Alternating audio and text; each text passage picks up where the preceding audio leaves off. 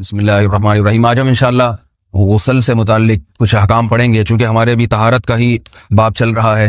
غسل کب فرض ہوتا ہے اور غسل کا طریقہ کیا ہے؟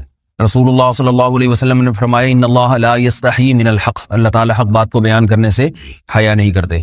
تو غسل کے جو مسائل ہیں ان میں بھی بعض دفعہ کچھ ایسی باتیں آتی ہیں جو بظاہر حیا کے خلاف ہیں، لیکن علم کی ایک بات ہے، سیکھنے اور سکھانے میں حیا اگر کریں گے تو پھر ظاہر ہے ساری زندگی جاہل ہی رہے گا انسان۔ اور غسل کے مسائل سیکھنا اس لیے ضروری ہے کہ غسل جب فرض ہوتا ہے تو جب تک مکمل غسل نہ ہو آپ کی نماز ادا نہیں ہوتی۔ رسول اللہ صلی اللہ علیہ وسلم نے فرمایا الماء من الماء، حدیث ہے کہ غسل فرض ہوتا ہے خواہش نفس کے ساتھ جسم سے منی خارج ہونے سے۔ مرد پہ غسل کب فرض ہوگا؟ جب اس کے جسم سے شہوت کے ساتھ منی خارج ہو۔ منی بالکل سفید رنگ کی چیز ہے، ایک ہوتی ہے مزی۔ شہوت پیدا ہونے سے اگر کسی کے مرد یا عورت کے صرف رطوبت خارج ہونا شروع ہو گئی، اس سے غسل فرض نہیں ہوتا۔ جب تک مکمل شہوت پوری نہیں ہو جاتی اور مادہ منویہ خارج نہیں ہو جاتا، چاہے احتلام کی صورت میں ہو یا کسی بھی طرح سے ہو۔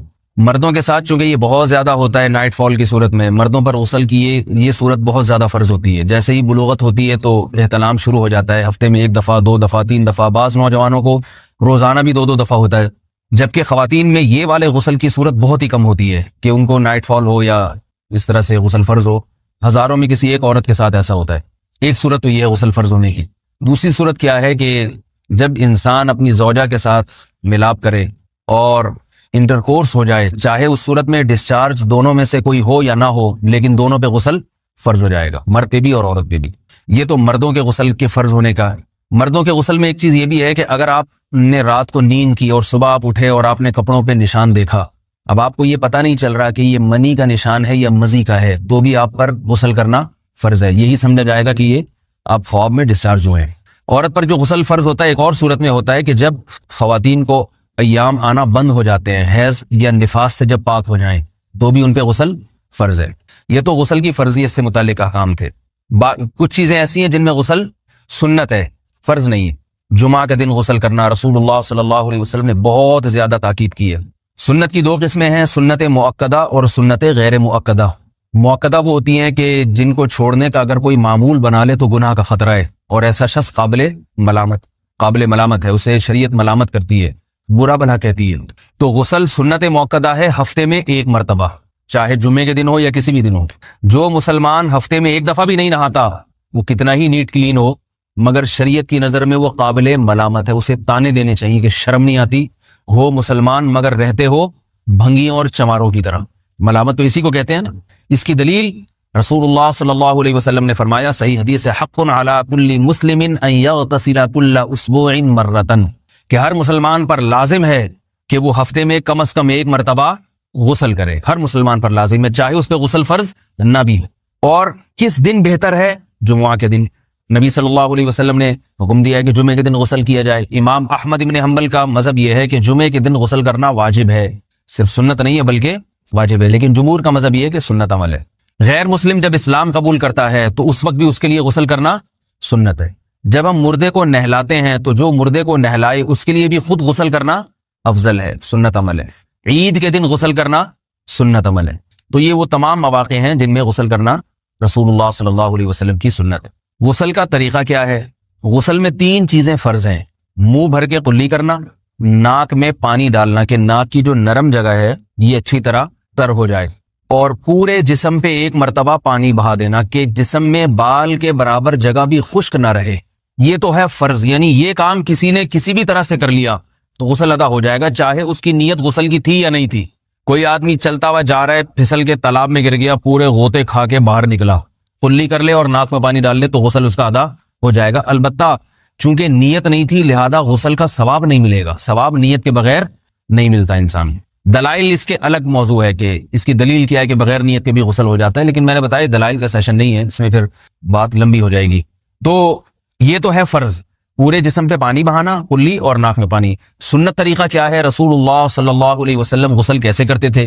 سنت طریقہ جس پہ جو اختیار کرنا چاہیے وہ طریقہ یہ ہے کہ جب آپ غسل کے لیے بیٹھیں تو سب سے پہلے وہ جگہ دھوئیں جہاں نجاست اور ناپاکی لگی ہوئی ہے۔ نائٹ فال ہوا، کسی کو احتلام ہوا، تو جہاں جہاں گندگی لگی ہے پہلے اس جگہ کو دھوئیں، استنجا کریں، شرمگاہ کو دھوئیں اچھی طرح، سمجھ رہے ہیں بات کو؟ اس کے بعد ہاتھ دھوئیں اور مکمل وضو کریں، جیسے ہم عام حالات میں وضو کرتے ہیں. مکمل وضو کرنے کے بعد دائیں کندھے پہ پانی ڈالا، لیفٹ سائڈ پہ پانی ڈالا. پہلے زمانے میں تو چلو سے غسل ہوتا تھا، ہاتھ دھو لیے، تو اب چلو سے پانی لے کے یہاں ڈالا جا رہا ہے، چلو سے پانی لے کے یہاں ڈالا جا رہا ہے، پورے جسم پہ ملا جا رہا ہے، اور چلو سے پانی لے کے 3 دفعہ سر پہ ڈالا جا رہا ہے. تو آج کل چلو ولو تو ہے نہیں، شاور کے نیچے جا کے کھڑے ہو جاتے ہیں. تو اس میں یہ کہ شاور کھولے کھڑے ہو جائیں، سارے چلو اس میں خود بخود ہی ہو جائیں گے، پورے جسم پہ پانی بہہ جائے گا.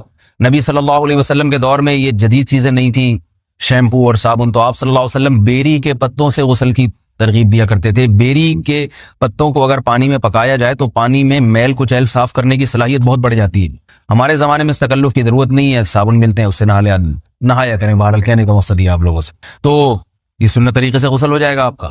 سمجھ رہے ہیں بات کو؟ سب سے پہلے استنجا کیا، اس کے بعد وضو کر لیا، اس کے بعد غسل کر لیا. اگر کسی نے غسل میں وضو نہیں کیا اور ویسے ہی پورے جسم پہ پانی بہا دیا تو بھی اس کا وضو خود بخود ہو جائے گا. اس غسل سے وہ نماز پڑھ سکتا ہے، کیونکہ بعض لوگ غسل کرنے کے بعد دوبارہ وضو کر رہے ہوتے ہیں. اس کی ضرورت نہیں ہے، کیونکہ جب غسل کرتے ہیں تو وضو والے اعضاء تو خود بخود اس میں دھل جاتے ہیں. یہ ہے غسل کا طریقہ. وضو کیسے ٹوٹتا ہے؟ جن چیزوں سے غسل فرض ہوتا ہے ان چیزوں سے وضو تو بہرحال ٹوٹتا ہی ہے. اس کے علاوہ بھی وضو ٹوٹتا ہے. اس سے پچھلے لیکچر میں میں نے کچھ تفصیل بتائی تھی کہ نجاست جسم سے کہیں سے بھی خارج ہو جائے یا نجاست نکل کے بہہ پڑے. اگر قضاء حاجت کی جگہوں سے نجاست خارج ہوئی ہے تو نظر بھی آ جائے وضو ٹوٹ جائے گا، اور قضاء حاجت کے علاوہ جگہوں سے اگر نجاست خارج ہوئی ہے، خون وغیرہ ہے جیسے، تو جب تک نکل کے بہے گا نہیں تو اس وقت تک وضو نہیں ٹوٹے گا. سمجھ رہے ہیں بات کو؟ وضو کا طریقہ کیا ہے؟ سب سے پہلے دونوں ہاتھوں کو دھویا جائے، 3 دفعہ کلی کی جائے، مسواک کی جائے، 3 دفعہ ناک میں پانی ڈالا جائے. پھر پورے چہرے کو، پیشانی، یہ جو ہے جہاں سے پیشانی ہماری شروع ہو رہی ہے اور تھوڑی کے نیچے، تھوڑی جہاں ختم ہو رہی ہے، اور ایک کان کی لو سے دوسرے کان کی لو تک 4 اعضاء ہیں وضو میں دھونا فرض ہیں. 1 چہرہ، نمبر 2 بازو، نمبر 3 سر کا مسا، چوتھائی سر، اور نمبر 4 پاؤں کو دھونا. اس کی دلیل قرآن مجید کی مشہور آیت ہے فَاغْسِلُوا وُجُوهَكُمْ وَأَيْدِيَكُمْ إِلَى الْمَرَافِقِ. اللہ فرماتے ہیں ایمان والو، جب نماز کا ارادہ ہو تو اپنے چہروں کو اور اپنے ہاتھوں کو دھو، سر کا مسا کرو اور پاؤں کو ٹخنوں سمیت دھو. دھونے کا حکم ہے قرآن مجید میں. البتہ سر کے بارے میں یہ نہیں ہے پورے سر کا مسا کرو، بلکہ آ رہا ہے وَامْسَحُوا بِرُؤُوسِكُمْ. با کا لفظ ہے، با آتی ہے تبعیض کے لیے کہ سر کے بعض حصے کا مسا. اب بعض حصے کا قرآن حدیث میں کہیں تذکرہ نہیں ہے، تو اس میں فقہاء کرام کے اجتہادات ہیں. امام شافعی فرماتے ہیں تھوڑا سا بھی ٹچ کر لیا سر کو ہو جائے گا. امام ابو حنیفہ فرماتے ہیں نہیں، کم از کم 1/4 کا ہونا ضروری ہے. سب کے اپنے اپنے دلائل ہیں، ان دلائل میں نہیں جاتا. فقہ حنفی کو جو فالو کرنے والے ہیں تو ان کو چاہیے کم از کم 1/4 سر کا مسا، یہ فرض ہونے کے لیے ضروری. مگر سنت کیا ہے؟ پورے سر کا مسا. نبی صلی اللہ علیہ وسلم دونوں ہاتھوں کو بھگو کے پورے سر کا مسا کرتے تھے ایسے. سمجھ رہے بات کو؟ اور مسا کے جو یہ ٹیکنیکل طریقے ہیں کہ آپ یوں پہلے انگلی بنائیں، پھر یوں لے کر جائیں، پھر یوں گھما کے لائیں، پھر یوں، یہ ٹیکنیکل طریقے حدیث سے ثابت نہیں. مسا کا طریقہ کیا ہے؟ بھیگا ہوا ہاتھ لے کے ایسے پورے سر کو ہو گیا. پھر حدیث میں یہ بھی ہے کہ یوں لے جاؤ اور یہ بھی ہے کہ 2 واپس بھی لے کر آؤ، دونوں طرح سے ثابت. تو ایسے بھی کر سکتے ہیں کہ یوں لے جائیں، اور ایسے بھی کر سکتے ہیں لے کے جائیں اور پھر واپس بھی لے آئیں. دونوں طریقے جائز ہیں، لیکن کم از کم سنت اتنی ہے کہ پورے سر کا مسا ہونا چاہیے. بعض لوگوں کو شو مارنے کا شوق ہوتا ہے، اگر وہ واپس لائیں تو بال ان کے خراب ہو جاتے ہیں، کہتے ہیں یار یہ پھر مسئلہ خراب ہو جائے گا. تو پھر ایسے لوگ صرف یوں ہی لے جائیں کافی ہے. افضل تو یہ کہ یوں بھی لے جائیں، یوں بھی لے جائیں، دونوں طرح سے صحیح ہے. بہرحال دونوں حدیث سے ثابت ہیں. سمجھ رہے ہیں بات کو؟ اور یہاں ایک اہم مسئلہ بتا دوں، قرآن مجید نے پاؤں کو دھونے کا حکم دیا ہے، پاؤں پہ مسا کرنے کا حکم نہیں دیا. اور حدیث میں خفین پر مسا کرنے کا حکم ہے. تو قرآن اور حدیث کو فقہاء نے جمع کیا ہے، لہذا وہ موزے جن میں آسانی سے پاؤں دھوئے جا سکتے ہیں ان میں چاروں ائمہ کے نزدیک پاؤں پہ مسا کرنا جائز نہیں. سعودی عرب میں جو بعض سلفی حضرات اور یہاں ہمارے ہاں بھی اہل حدیث حضرات نے عام موزوں پر بھی جو مسا کی ایک روایت ڈال دی ہے، اسلاف میں، تابعین، تبع تابعین میں اور چاروں ائمہ کے مذاہب میں اس کا ثبوت نہیں ملتا. اگر اسلاف میں کوئی قائل بھی ہے تو ایک شاذ قول، اکا دکا قول ملتا ہے، ورنہ یہ ائمہ اربعہ کے مذہب کے خلاف ہے. اور جو احادیث جو نقل ہوتی ہیں صحیح سند کے ساتھ ان کے بھی خلاف اور قرآن کی آیت کے بھی خلاف ہے.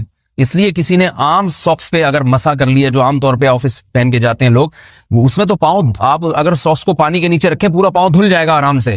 تو وہاں کیا ہو رہا ہے کہ قرآن مجید کے حکم کی مخالفت لازم آ رہی ہے، آپ پاؤں دھو نہیں رہے. تو اس لیے ہم یہ سمجھتے ہیں کہ اس صورت میں نماز ادا نہیں ہوگی. سعودی عرب میں بعض سلفی حضرات نماز پڑھاتے ہیں، وہ ایسے ہی کرتے ہیں کہ عام ساکس پہ مسا کر کے نماز پڑھا لیتے ہیں.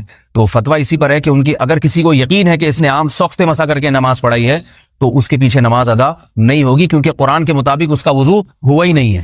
صدیوں تک کوئی بھی اس قول کا قائل نہیں رہا ہے کہ عام ساکس پہ بھی مسح ہو جاتا ہے. یہ ابن تیمیہ رحمہ اللہ تعالیٰ 7ویں صدی میں اس کے قائل تھے, اور تابعین میں اکا دکا قول ملتے ہیں اس کے, لیکن شاذ قول ہیں, مرجوح قول ہیں, جن پر امت نے فتویٰ نہیں دیا. اور اب سعودی عرب میں بعض سلفی حضرات اس کے قائل ہیں. ہمارے ہاں اہل حدیث حضرات بھی چونکہ اکثر سعودی عرب کے سلفی حضرات ہی کو فالو کرتے ہیں, تو انہوں نے بھی وہیں سے یہ فتویٰ لیا ہے. لیکن ائمہ اربعہ کے مذہب میں اور دلائل کے لحاظ سے دیکھا جائے تو یہ مذہب کمزور ہے. قرآن نے پاؤں کو دھونے کا حکم دیا, آپ دھوئیں گے پاؤں جب تک دھونا ممکن ہے. چمڑے کے موزے ہیں, ان کو دھونا ممکن نہیں ہے اتارے بغیر, لہذا ان موزوں کے اوپر مسح ہو جائے گا. تو اس سے قرآن پر بھی عمل ہو جائے گا اور حدیث پر بھی عمل ہو جائے گا. اس لیے ائمہ اربعہ نے جو قرآن و حدیث کو سمجھ کے جو فیصلہ کیا ہے اس پہ چلنا ہمارے لیے زیادہ مفید ہے بنسبت آج کل کے جو علماء ہیں ان کی اپنی ذاتی آراء پر. اس لیے یہ بھی ایک وضو سے متعلق اہم مسئلہ تھا. سمجھ رہے ہیں؟ باقی تو ماشاءاللہ وضو کرنا سب کو آتا ہی ہے. اور وضو کے بعد دعا کیا ہے؟ کلمہ شہادت, اشہد ان لا الہ الا اللہ وحدہ لا شریک لہ اشہد ان محمدا عبدہ ورسولہ اللہم اجعلنی من التوابین واجعلنی من المتطہرین. اے اللہ تو مجھے بار بار توبہ کرنے والوں میں شامل کر دے اور بار بار پاکیزہ رہنے والوں میں شامل کر دے.